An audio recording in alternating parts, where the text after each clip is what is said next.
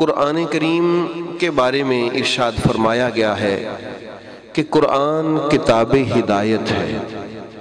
اور پھر ساتھ میں آپ نے میرے محبوب کریم علیہ الصلوۃ والسلام کا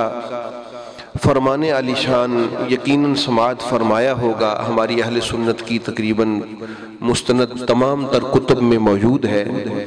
کہ علی مع القرآن والقرآن مع العلی، علی قرآن کے ساتھ ہے اور قرآن علی کے ساتھ ہے۔ اس حدیث پاک پہ اگر توجہ کی جائے، اس حدیث پاک پر اگر غور کیا جائے تو ایک بات سمجھ آتی ہے، وہ یہ بات سمجھ آتی ہے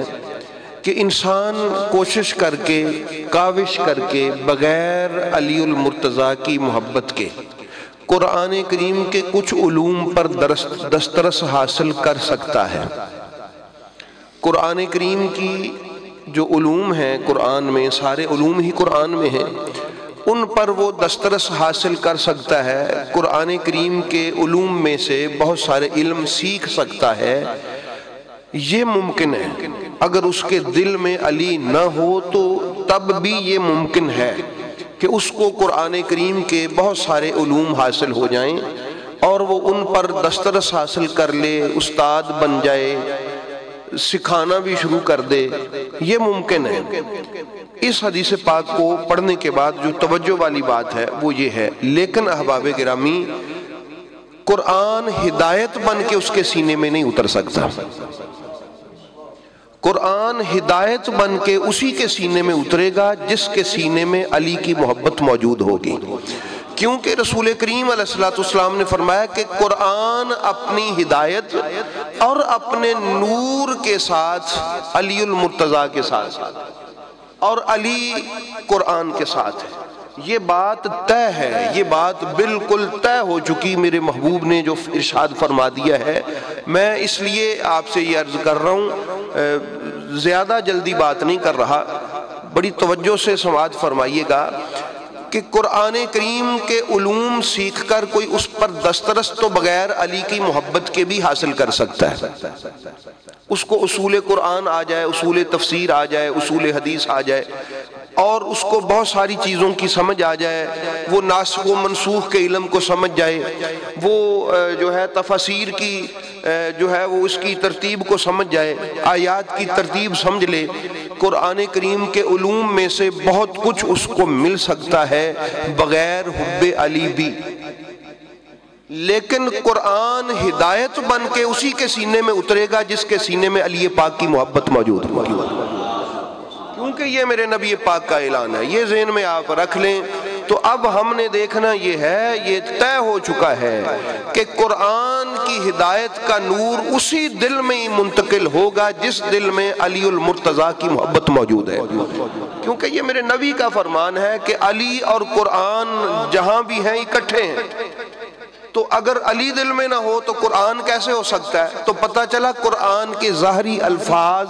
کسی کے سینے میں منتقل ہو سکتے ہیں، جمع بھی ہو سکتے ہیں، لیکن اس کو قرآن نہیں کہا جا سکتا۔ قرآن وہ ہے جو اپنی ہدایت کے نور کے ساتھ موجود ہو، وہ تب ممکن ہے اگر اس کے سینے میں میرا علی پاک موجود ہو۔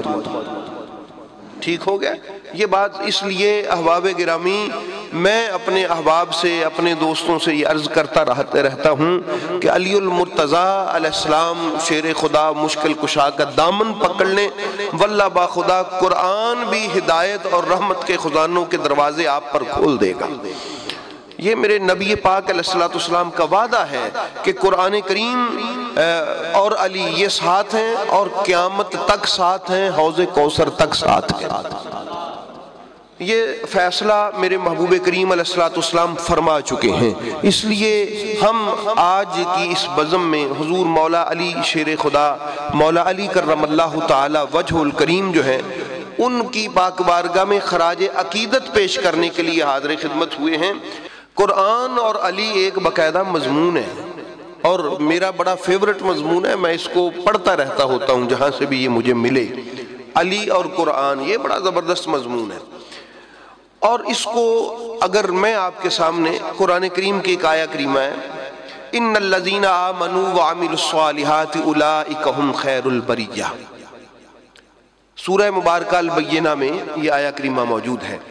علامہ حسقانی رحمۃ اللہ تعالیٰ علیہ ہمارے حنفی اہل سنت کے بزرگ گزرے ہیں،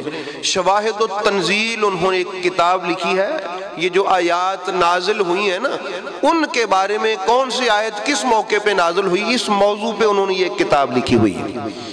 اور اس میں انہوں نے لکھا ہے کہ یہ جو کتاب ہے، یہ جو آیت ہے، یہ کب نازل ہوئی، تو اس کے بارے میں انہوں نے آگے اپنی کتاب شواہد التنزیل میں یہ بات ارشاد فرمایا کہ نازلت، یہ والی آیت جو ہے، ہاذہ الآیہ، یہ آیت اس وقت نازل ہوئی، ان الذین آمنوا وعملوا الصالحات اولئک هم خیر البریہ، فرمایا فکان اصحاب النبی صلی اللہ علیہ وآلہ وسلم، نبی پاک کے صحابہ کرام کا ایک طریقہ بن گیا تھا، اذا اقبل علی، جب وہ بیٹھے ہوتے اور ادھر سے آ جاتے علی، جب صحابہ کرام بیٹھے ہوتے ادھر سے کون آ جاتا؟ علی آ جاتے، قالو، تو صحابہ بیک زبان بول اٹھتے، جاء خیر البریہ، اللہ کی مخلوق میں سے بہترین مخلوق آ گئی ہے، اللہ کی مخلوق میں سے بہترین مخلوق آ گئی ہے۔ تو صحابہ کرام کی اس چاہت کو، اس محبت کو اور ان کے اس انداز عقیدت کو اللہ نے قرآن کا حصہ بنا دیا، اور فرمایا کہ یہ جو ان الذین آمنوا وعملوا الصالحات اولئک هم خیر البریہ، جو ایمان لائے، نیک عمل کیے، اور یہ بھی یاد رکھیں اس کا حکم مقید نہیں ہے کہ یہ صرف مولا علی علیہ السلام کے لیے ہے، اور جو بھی ایمان لائے اور عمل صالح کرے وہ اس آیت کے حکم میں شامل نہیں ہے، اس کا حکم عام ہے۔ جو بھی ایمان لائے گا اور عمل صالح کرے گا وہ اس آیت کا مصداق ہوگا، وہ اللہ کی نظر میں مخلوق میں بہترین ہوگا، لیکن اس آیت کا مصداق خاص اللہ نے علی اور اولاد علی کو بنایا۔ وہ علامہ صاحب فرماتے ہیں کہ یہ ہے، اس لیے احباب گرامی ہم خوش بخت ہیں کہ ہم مخلوق میں سے اس کا ذکر کر رہے ہیں جس کو اللہ نے کلام مجید میں بہترین مخلوق کے لقب سے یاد کیا ہے، بہترین مخلوق۔ تو یہ ہے، اللہ پاک کا شکر ادا کریں کہ جن کو اللہ بہترین کہتا ہے نا، آپ اور میں ان کا ذکر چھیڑ کے بیٹھے ہوئے بھی، جو اللہ کی نظر میں بہترین ہو اس کی بات کرنا۔ اور یہ بھی ذہن میں رکھیے گا، نبی رحمت صلی اللہ تعالیٰ علیہ وآلہ وسلم نے ارشاد فرمایا کہ ہر دن میں اور ہر رات میں اللہ علی پر فرشتوں میں فخر کرتا ہے، ہر دن میں اور ہر رات میں اللہ فرشتوں میں علی پر کیا کرتا ہے؟ فخر کرتا ہے۔ فخر کیا ہوتا ہے؟ فرشتے تو بڑے عظیم المرتبت مخلوق ہیں، بل عباد مکرمون، ان کی شان میں اللہ نے خود کہا ہے بڑے عالی شان مخلوق ہیں۔ بھئی عالی شان مخلوق میں جن کی عبادت کے سامنے کسی کی عبادت کی مثال نہیں، جن کی اطاعت و فرما برداری کے سامنے کسی کی اطاعت و فرما برداری کی مثال نہیں ہے۔ اگر کوئی قیام میں کھڑا ہے تو وہ قیام میں ہی کھڑا ہے، بس اللہ کا حکم ہے اس پر۔ کوئی سجدے میں ہے تو سجدے میں ہی ہے، کوئی تسبیح میں ہے تو تسبیح میں، کوئی رکوع میں ہے تو رکوع میں ہے۔